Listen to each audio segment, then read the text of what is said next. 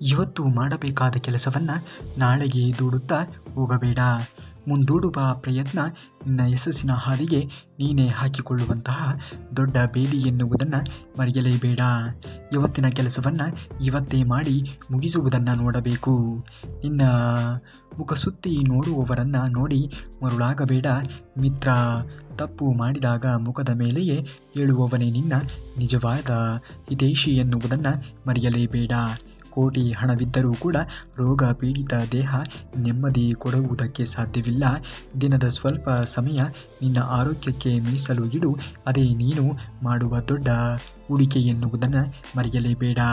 ಇದನ್ನು ಅರಿತು ಜೀವನವನ್ನು ಮಾಡುವುದನ್ನು ನೋಡು. ಯಾವುದೇ ಕೆಟ್ಟ ಅಭ್ಯಾಸ ನಿನ್ನನ್ನು ಆಳುವುದಕ್ಕೆ ಬಿಡಬೇಡ ಮಿತ್ರ. ಮನಸ್ಸಿನ ಇಂದ್ರಿಯಗಳನ್ನು ನೀನು ಗೆದ್ದರೆ ಸಾಕು, ಅರ್ಧ ಜಗತ್ತನ್ನು ಗೆದ್ದಂತೆಯೇ ಆಗುವುದು. ನಿನಗೆ ಸಿಕ್ಕಿರುವಂತಹ ಈ ಜೀವನ ಎಷ್ಟೋ ಜನರಿಗೆ ಕೇವಲ ಒಂದು ಕನಸು. ಪ್ರಕೃತಿ ನೀಡಿದ ಪ್ರತಿಯೊಂದಕ್ಕೂ ಕೂಡ ಪ್ರತಿದಿನ ಧನ್ಯವಾದವನ್ನು ಹೇಳುವುದನ್ನು ಕಲಿಯಬೇಕಾಗುತ್ತದೆ. ಜಗತ್ತು ಕೆಟ್ಟಿ ಹೋಗಿದೆ ಎಂದು ದೂಷಿಸುವ ಮುನ್ನ ನೀನು 4 ಜನರಿಗೆ ಒಳ್ಳೆಯದನ್ನು ಮಾಡು. ಪ್ರತಿಫಲದ ಆಸೆ ಇಲ್ಲದೆಯೇ ಮಾಡುವಂತಹ ಸಣ್ಣ ಸಹಾಯವೂ ಕೂಡ ದೊಡ್ಡ ಪುಣ್ಯ ತರುತ್ತದೆ. ನಿನ್ನಿಂದ ಒಬ್ಬರ ಮುಖದಲ್ಲಿ ನಗು ಬಂದರೆ ಅದೇ ನೀನು ಮಾಡುವ ನಿಜವಾದ ಆಧ್ಯಾತ್ಮಿಕ ಸೇವೆ ಎನ್ನುವುದನ್ನು ಮರೆಯಲೇಬೇಡ. ಎಲ್ಲವೂ ನನಗೆ ಗೊತ್ತು ಅನ್ನುವುದು ಅಹಂಕಾರ. ಕಲಿಯುವುದು ಇನ್ನೂ ಇದೆ ಎನ್ನುವುದು ಜ್ಞಾನ. ಅಲ್ಪ ತಿಳಿದವನು ಅತಿಯಾಗಿ ಆಡುತ್ತಾನೆ, ಆದರೆ ಜ್ಞಾನಿಯಾದವನು ಸದಾ ವಿನಮ್ರವಾಗಿ ಇರುತ್ತಾನೆ. ಜೀವನದ ಕೊನೆಯವರೆಗೂ ಕೂಡ ಒಬ್ಬ ಉತ್ತಮ ರೀತಿಯಾಗಿರುವಂತಹ ವಿದ್ಯಾರ್ಥಿಯಾಗಿರುವುದಕ್ಕೆ ನೀವು ಪ್ರಯತ್ನವನ್ನು ಪಡಬೇಕು. ಜನರು ನಿನ್ನನ್ನು ದೂರ ಇಟ್ಟಾಗ ಬೇಸರ ಮಾಡಿಕೊಳ್ಳುವುದಕ್ಕೆ ಹೋಗಬೇಡ. ಗುಂಪಿನಲ್ಲಿ ಸಾಗುವಾಗ ನಿನ್ನ ಸಾತ್ವಿಕ ಕಾಣೆಯಾಗಬಹುದು, ಆದರೆ ಒಂಟಿತನದಲ್ಲಿ ನಿನ್ನ ನಿಜವಾದ ಶಕ್ತಿ ನಿನಗೆ ಪರಿಚಯವಾಗುತ್ತದೆ. ನಿನ್ನನ್ನು ನೀನು ಅರಿತುಕೊಳ್ಳಲು ಇದಕ್ಕಿಂತ ದೊಡ್ಡ ಅವಕಾಶ ಬೇರೆ ಇರುತ್ತದೆ ಎಂದು ಹೇಳುವುದಕ್ಕೆ ಸಾಧ್ಯವೇ ಇಲ್ಲ. ನಮ್ಮ ಹತ್ತಿರ ಇಲ್ಲದದ್ದನ್ನು ನೆನೆದು ಅಳುವುದಕ್ಕಿಂತ ಇರುವುದನ್ನು ನೋಡಿ ನೆಮ್ಮದಿಯಿಂದ ಇರಬೇಕು.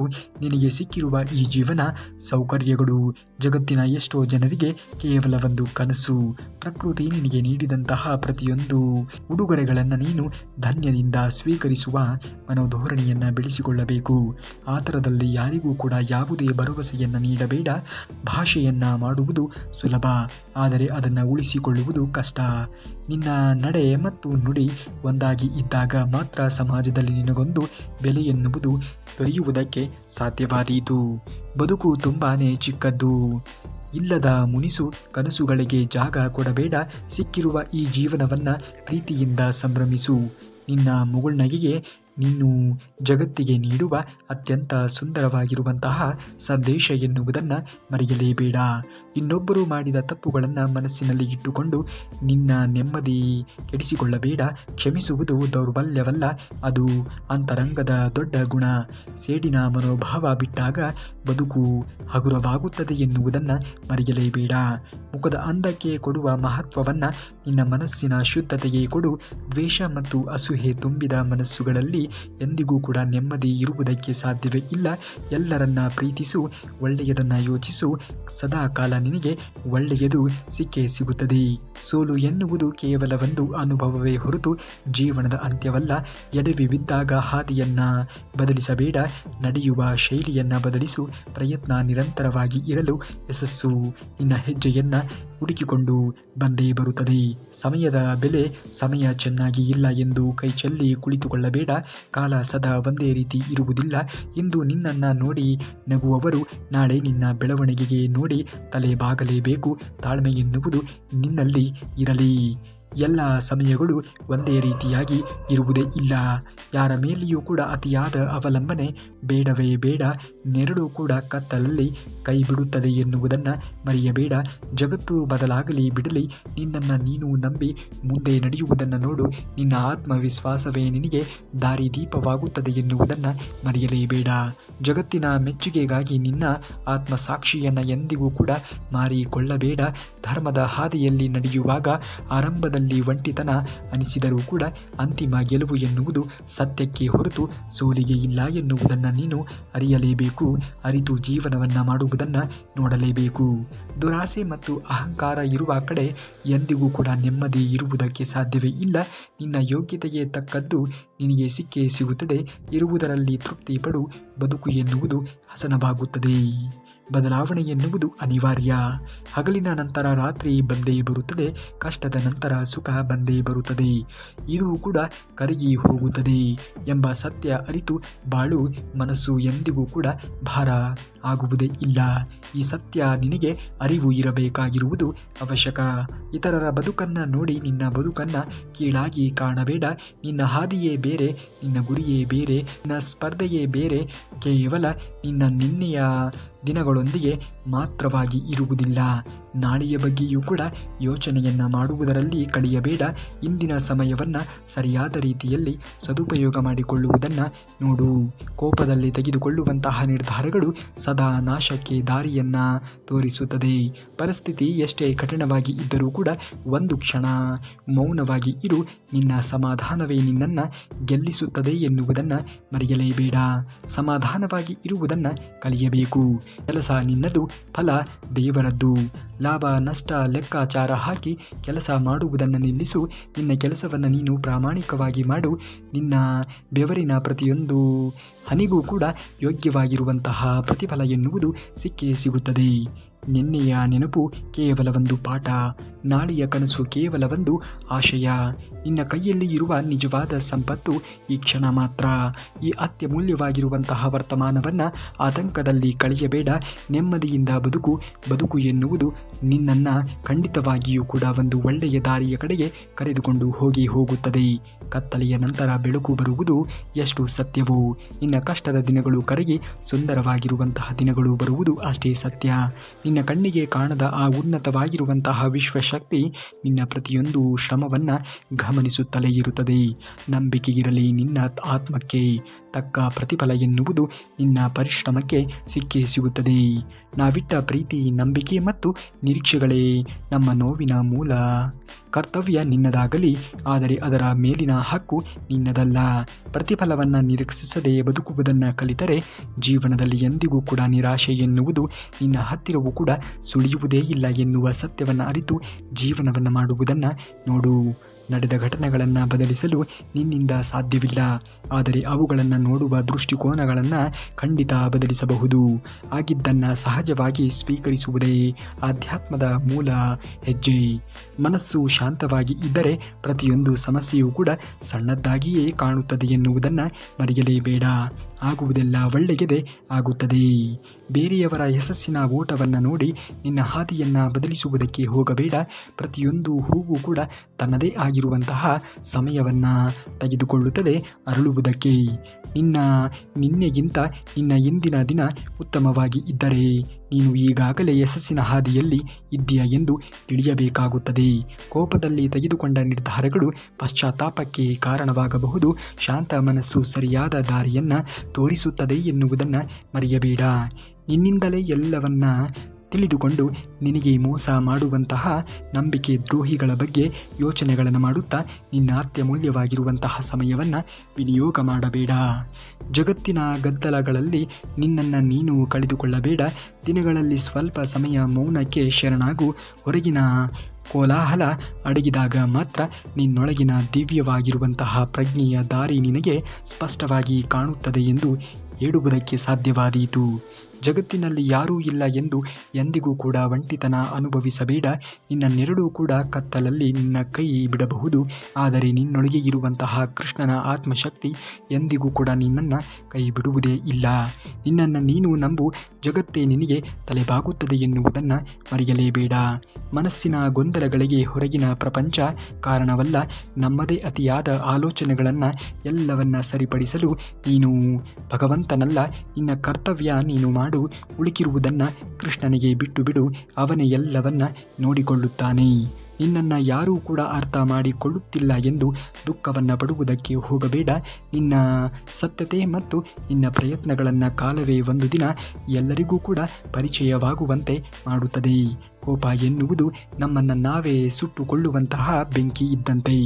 ಕೃಷ್ಣ ಹೇಳುವಂತೆ ಕೋಪದಿಂದ ಭ್ರಮೆ ಹುಟ್ಟುತ್ತದೆ, ಭ್ರಮೆಯಿಂದ ಬುದ್ಧಿ ನಾಶವಾಗುತ್ತದೆ, ಬುದ್ಧಿ ನಾಶವಾದರೆ ಮನುಷ್ಯನ ಪತನವಾಗುತ್ತದೆ. ಜೀವನದಲ್ಲಿ ದೊಡ್ಡ ನಿರ್ಧಾರಗಳನ್ನು ಎಂದಿಗೂ ಕೂಡ ಕೋಪದಲ್ಲಿ ತೆಗೆದುಕೊಳ್ಳುವುದಕ್ಕೆ ಹೋಗಲೇಬಾರದು. ಭಯವು ನಿನ್ನ ಹೆಜ್ಜೆಯನ್ನು ನಿಲ್ಲಿಸಬಹುದು, ಆದರೆ ನಂಬಿಕೆ ನಿನ್ನನ್ನು ಗುರಿಯವರೆಗೆ ಕರೆದುಕೊಂಡು ಹೋಗುತ್ತದೆ. ನಿನ್ನ ಸಾಮರ್ಥ್ಯದ ಮೇಲೆ ನಿನಗೆ ನಂಬಿಕೆ ಎನ್ನುವುದು ಇರಲಿ, ನಾನು ಸದಾ ನಿನ್ನೊಂದಿಗೆ ಇದ್ದೇನೆ ಎಂದು ಹೇಳುತ್ತಾನೆ ಶ್ರೀಕೃಷ್ಣ ಪರಮಾತ್ಮ. ಇತರರ ಜೀವನವನ್ನು ನೋಡಿ ನಿನ್ನ ಪಯಣವನ್ನು ಅಳೆಯಬೇಡ. ಪ್ರತಿಯೊಬ್ಬ ಆತ್ಮಕ್ಕೂ ಕೂಡ ತನ್ನದೇ ಆಗಿರುವಂತಹ ಸಮಯ ಇದ್ದೇ ಇರುತ್ತದೆ, ತನ್ನದೇ ದಾರಿ ಎನ್ನುವುದು ಇದ್ದೇ ಇರುತ್ತದೆ. ನಿನ್ನ ಕರ್ತವ್ಯವನ್ನು ನಿಷ್ಠೆಯಿಂದ ಮಾಡು, ಫಲದ ಸಮಯವನ್ನು ನನಗೆ ಬಿಟ್ಟು ಬಿಡು ಎಂದು ಹೇಳುತ್ತಾನೆ ಶ್ರೀಕೃಷ್ಣ ಪರಮಾತ್ಮ. ಅದೇ ರೀತಿಯಾಗಿ ನಿನ್ನ ಕೆಲಸದ ಮೇಲೆ ನಿನಗೆ ನಂಬಿಕೆ ಎನ್ನುವುದು ಇರಬೇಕು. ನಿನ್ನ ಕೆಲಸ ಕಾರ್ಯಗಳನ್ನು ಮಾಡುತ್ತಾ ಮುಂದುವರಿಯುವುದನ್ನು ನೋಡಬೇಕು. ನೀನು ಮಾಡುವ ಸಣ್ಣ ಪ್ರಯತ್ನಗಳನ್ನು ಎಂದಿಗೂ ಕೂಡ ಕಡಿಮೆ ಎಂದು ಭಾವಿಸಿಕೊಳ್ಳಬೇಡ. ಒಂದು ಹನಿ ನೀರು ಕೂಡ ಸಮುದ್ರದ ಭಾಗವೇ. ಇಂದು ಮಾಡಿದ ನಿನ್ನ ಪ್ರಾಮಾಣಿಕವಾಗಿರುವಂತಹ ಪ್ರಯತ್ನವೇ ನಾಳೆಯ ಅದ್ಭುತವಾಗಿರುವಂತಹ ಯಶಸ್ಸಿನ ಅಡಿಪಾಯವಾಗಿರುತ್ತದೆ ಎನ್ನುವುದನ್ನು ಮರೆಯಲೇಬೇಡ. ಜಗತ್ತಿನಲ್ಲಿ ಆಗುವುದೆಲ್ಲ ಒಳ್ಳೆಯದೆ ಎಂದು ಪರಿಭಾವಿಸುತ್ತಾ ಮುಂದುವರಿಯುವುದನ್ನು ನೋಡಬೇಕು. ಆಗ ಮಾತ್ರ ನಾವು ಬದಲಾವಣೆಯನ್ನು ಜೀವನದಲ್ಲಿ ಕಾಣುವುದಕ್ಕೆ ಸಾಧ್ಯವಾದೀತು ಎನ್ನುವುದನ್ನು ಮರೆಯಲೇಬೇಡಿ. ಒಳ್ಳೆಯ ದಿನಗಳು ನಿನ್ನ ಜೀವನದಲ್ಲಿ ಖಂಡಿತವಾಗಿಯೂ ಕೂಡ ಬಂದೇ ಬರುತ್ತದೆ. ನಿನ್ನ ಜೀವನವನ್ನು ನೀನು ಸರಿಯಾದ ರೀತಿಯಲ್ಲಿ ನಿರ್ವಹಿಸಿಕೊಂಡು ಹೋಗುವುದನ್ನು ನೋಡಬೇಕು. ಅಂದಾಗ ಮಾತ್ರ ಜೀವನದಲ್ಲಿ ನೀನು ಮುಂದೆ ಬರುವುದಕ್ಕೆ ಸಾಧ್ಯವಾದೀತು ಎನ್ನುವ ಸತ್ಯವನ್ನು ಅರಿತು ಜೀವನವನ್ನು ಮಾಡುವುದನ್ನು ನೋಡು. ಖಂಡಿತವಾಗಿಯೂ ಕೂಡ ಒಳ್ಳೆಯ ದಿನಗಳು ಬಂದೇ ಬರುತ್ತದೆ. ಅವಶ್ಯಕತೆ ಮುಗಿದ ಮೇಲೆ ಆತ್ಮವೇ ದೇಹವನ್ನು ಬಿಟ್ಟು ಹೋಗುತ್ತದೆ. ಇನ್ನು ಮನುಷ್ಯರು ಯಾವ ಲೆಕ್ಕ? ಜೀವನದಲ್ಲಿ ಯಾವುದಕ್ಕೂ ಕೂಡ ಆಸೆ ಪಡುವುದಕ್ಕೆ ಹೋಗಬಾರದು. ನಮ್ಮ ಹಣೆ ಬರಹ ಸರಿಯಿಲ್ಲ ಅಂದರೆ ಅದು ಏನೇ ಇದ್ದರೂ ಕೂಡ ನಮಗೆ ಉಳಿಯುವುದಕ್ಕೆ ಸಾಧ್ಯವೇ ಇಲ್ಲ. ಜೀವನ ಎಷ್ಟು ವಿಚಿತ್ರವಾಗಿ ಅಂದರೆ ಎಲ್ಲೋ ಇದ್ದದ್ದನ್ನು ಪರಿಚಯ ಮಾಡುತ್ತದೆ, ಆಮೇಲೆ ಬರೀ ನೆನಪುಗಳನ್ನು ಉಳಿಸಿ ದೂರ ಮಾಡುತ್ತದೆ. ಜೀವನದಲ್ಲಿ ಕೆಲವು ನೆನಪುಗಳೇ ಹಾಗೆ. ಎಲ್ಲದಕ್ಕೂ ಕೂಡ ನಾವು ಪರಿಹಾರವನ್ನು ಹುಡುಕಿಕೊಳ್ಳುವುದಕ್ಕೆ ಹೋಗಬಾರದು. ಕೆಲವು ಕ್ಷಣಗಳು ನಮ್ಮನ್ನು ದಾರಿ ತಪ್ಪಿಸುತ್ತದೆ. ನನ್ನ ಅದೃಷ್ಟ ಚೆನ್ನಾಗಿಲ್ಲ, ದೇವರಿಗೆ ನನ್ನ ಮೇಲೆ ಕಣ್ಣಿಲ್ಲ ಎಂದು ಹೇಳುತ್ತಾ ಯಾವುದೇ ಕಠಿಣವಾಗಿರುವಂತಹ ಪರಿಶ್ರಮವನ್ನು ಪಡೆದೇ ಕೇವಲ ಅದೃಷ್ಟದ ಮೇಲೆ ಭಾರ ಹಾಕಿ ಇಂದಿನ ಯುವ ಪೀಳಿಗೆ ಸೋಮಾರಿತನದಿಂದ ದಿನವನ್ನು ಕಳೆಯುತ್ತಾಗಿದೆ. ಅದೃಷ್ಟ ಎನ್ನುವುದು ಆಕಾಶದಿಂದ ಬೀಳುವುದು ಮಳೆಯಲ್ಲ, ಅದು ನೀನು ಪಟ್ಟಂತಹ ಪರಿಶ್ರಮದ ಬೆವರಿನ ಹನಿಗಳು. ಮಂಜಾಗಿ ಕರಗುವ ರೂಪ ಕರ್ಮ ಮಾಡಿದವನಿಗೆ ಅದೃಷ್ಟವು ಬೆನ್ನು ತೋರಿಸುತ್ತದೆ. ಜೀವನದಲ್ಲಿ ಕರ್ಮಗಳನ್ನು ಮಾಡಿ, ಒಳ್ಳೆಯ ಕರ್ಮಗಳನ್ನು ಮಾಡಿ, ಪ್ರತಿಫಲ ಒಳ್ಳೆಯದಾಗಿಯೇ ಸಿಕ್ಕೇ ಸಿಗುತ್ತದೆ. ಕೃಷ್ಣ ನಗು ಮುಗುದಿ ಕೇಳಿದ ರಾಧೆ ನಾನು ಇಲ್ಲದೆ ಒಂದು ಸ್ಥಳ ಹೇಳು. ನುಡಿಗಳು ರಾಧೆ ನಗುತ್ತಾ ನನ್ನ ಹಣೆಬರಹದಲ್ಲಿ ನೀನಿಲ್ಲ ಮಾಧವ. ಕೃಷ್ಣ ಅವೇಕೆ ವರಿಸಲಿಲ್ಲ ಕೃಷ್ಣ ನಗುತ್ತಾ ನುಡಿದ, ವಿವಾಹವಾಗಲು 2 ಜೀವಗಳು ಬೇಕು, ಆದರೆ ನಾವಿಬ್ಬರೂ ಕೂಡ ಒಂದೇ ಅಲ್ಲವೇ ರಾಧೆ?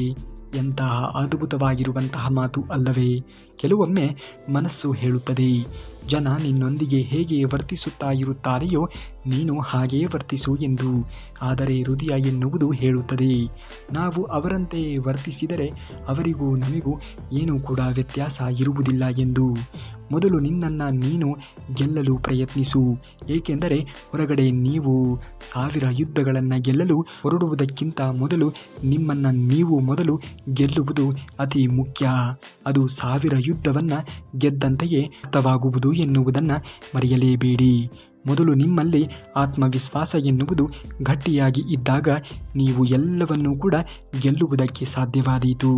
ನಿಮ್ಮ ವಿವೇಚನೆಗಳನ್ನು ಬಳಸದೆ ಅದರಿಂದಾದ ಹಿಂದಿನ ತಪ್ಪುಗಳಿಂದ ಸರಿಯಾದ ಪಾಠವನ್ನು ಕಲಿಯದೆಯೇ ಶಿಕ್ಷೆಗೆ ಒಳಗಾಗದೆಯೇ ಮುಂದೆ ಮತ್ತೊಂದು ತಪ್ಪಿನ ಶಿಕ್ಷೆಗೆ ಗುರಿಯಾಗುತ್ತಿರುವಿರಿ. ಮರವು ತನ್ನ ಹಣ್ಣುಗಳಿಂದ ಗುರುತಿಸಲ್ಪಟ್ಟರೆ ಮನುಷ್ಯನು ತನ್ನ ಗುಣ ಮತ್ತು ಕಾರ್ಯಗಳಿಂದ ಗುರುತಿಸಲ್ಪಡುತ್ತಾನೆ. ಯಾವ ಕಾರ್ಯಗಳನ್ನು ಮಾಡುತ್ತೀರಾ, ಹೇಗೆ ಗುರುತಿಸಲ್ಪಡುತ್ತೀರಾ ಎನ್ನುವುದು ನಿಮಗೆ ಬಿಟ್ಟಿರುವಂತಹ ವಿಚಾರ.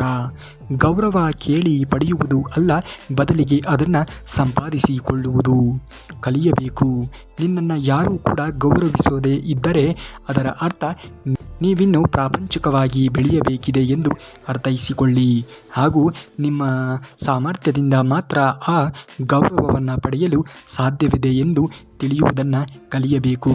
ಜನರು ಈ ಜಗತ್ತನ್ನು ನೋಡುತ್ತದೆ ಎನ್ನುತ್ತಾರೆ ಹೊರತು ಕೇಳಿಸಿಕೊಳ್ಳುತ್ತದೆ ಅಂತ ಹೇಳುವುದಿಲ್ಲ.